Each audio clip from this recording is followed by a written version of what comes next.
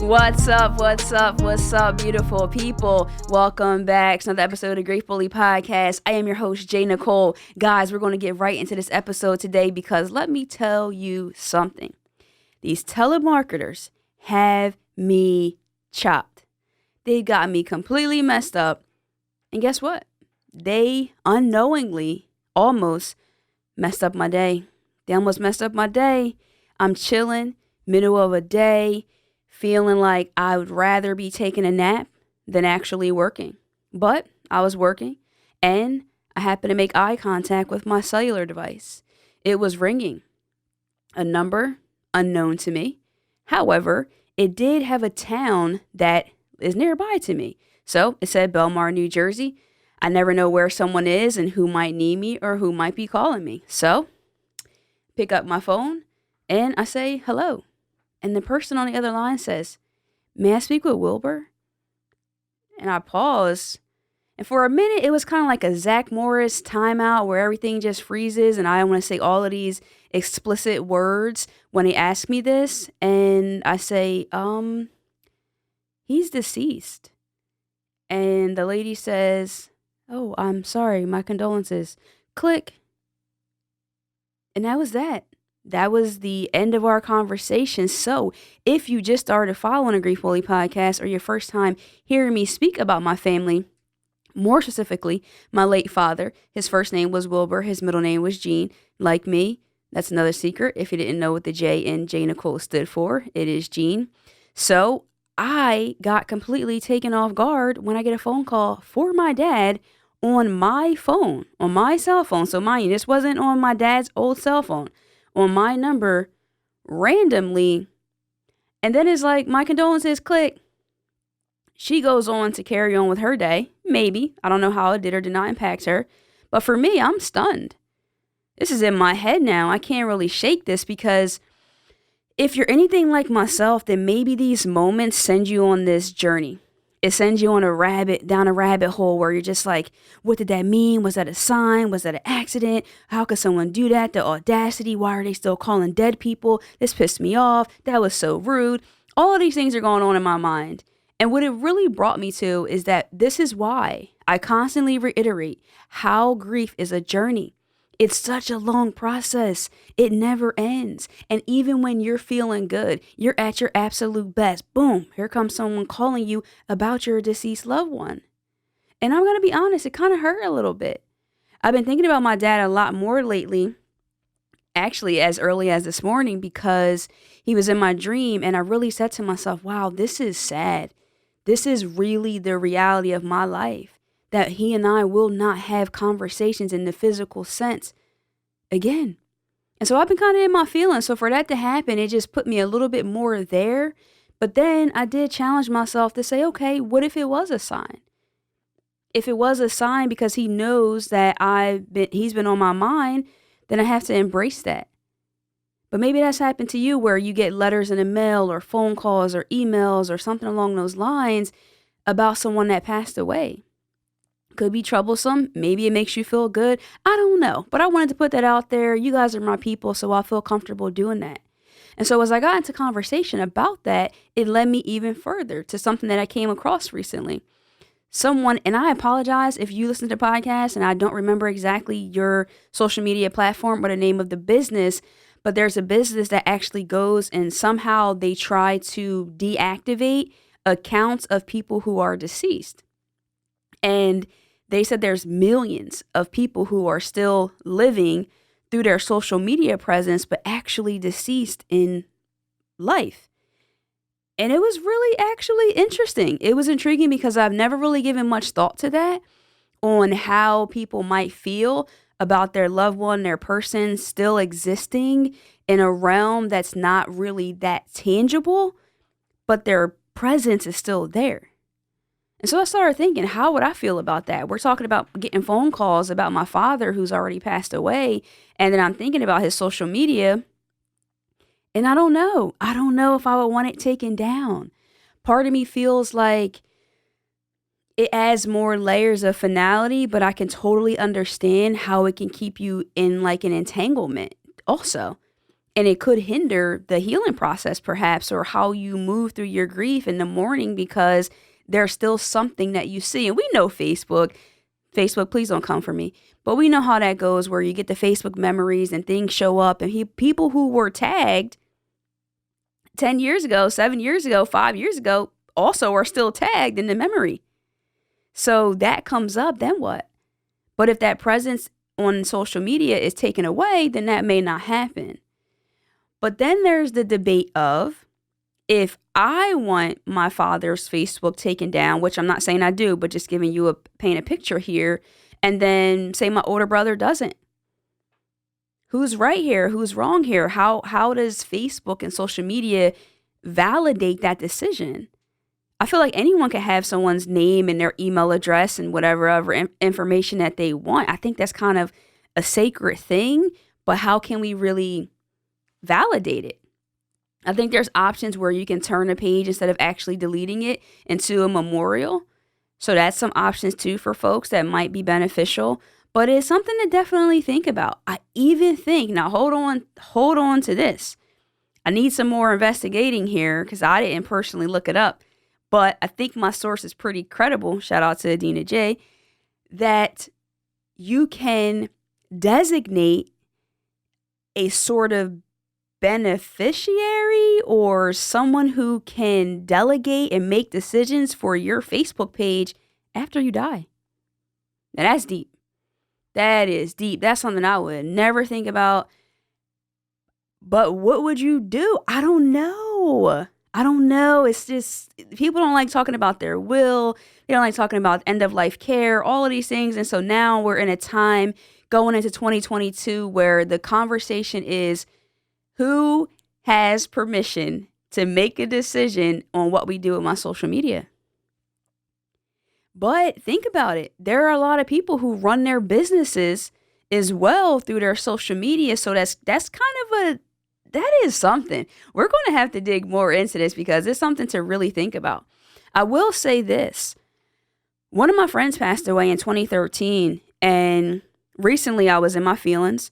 And I went onto her social media page and I found myself, that's 8 years ago. This is last week, all the way to like her very first post, just reading it, just thinking about life, just seeing the comments that other people made, that she made, and just kind of being able to draw that connection. And I hadn't done that in a while. It's been a really long time. But although it made me feel sad to an extent, it also kind of made me feel close to her. It kind of gave me like who she was. And I almost said who she used to be, but I struggle with those words as far as the tense and how we speak about people. But it was like kind of refreshing in a way to remember like who she was. And it's strange because she is still at 25, 24, 23, and I'm now 36. So that's also a strange thing when you do keep, or not, let me not say it is a strange thing. It could be perceived as strange when we do keep our loved ones social active. We're moving, life is going, and we're getting older. But when we're looking back, people are still the age in which they were when they had that social media presence.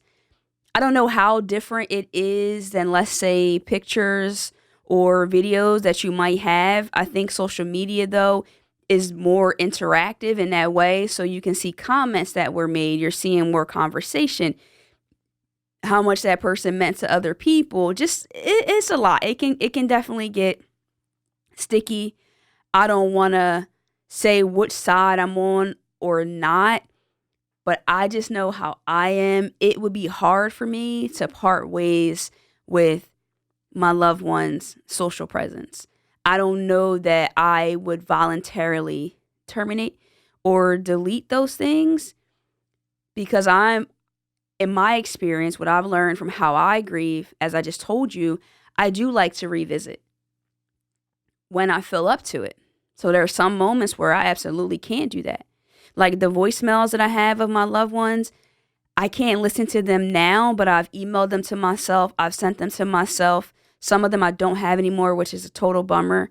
But I feel hopeful that one day, I don't know when that will be, there will come a time where I can engage in those and it'll make my heart feel so good. Because right now, it'll just make my eyes really filled and tears fall down my face. And maybe my heart might feel a little shattered. But I'm hopeful, and I look forward that one day I can revisit that. So I can only say from my experience and how I move through my experience, I one day probably will find myself wanting to just binge on my loved one's social media. And so that would be my stance on it right now. But I do see how people might want to get those things deactivated and want to just kind of clear house with it. I can see how fights can probably come up in families and things like that, because I can't really see everybody being on the same page with those types of things. So it's really important that we talk about those conversations. And that was just one that I thought was different and we haven't really chatted about. Total different story, total different page. But I could have maybe talked to you about this next episode, but I just want to get into it right now because I do feel that I want to at least touch on this. I had an epiphany that we can deal with losses of things that we've never actually really had. And I feel like that's a deep, deep topic that I know we're going to have more time to absolutely unpack. And I want to do that. But let's walk towards that conversation just a little bit. I just want to get there a little bit. Understand that you can grieve an idea. You can grieve the possibility of what something might have been. And the best example that comes to mind for me is parenthood. For a mother or for a father who may have always wanted to have a biological child, a mother who may have always wanted to give birth to her child. And that is only an idea because of a plethora of reasons. Infertility is one of the main things that I feel are overlooked when it comes to the bereaved. Imagine someone saying that there's a heartbeat, but we don't really see anything. That's day 1.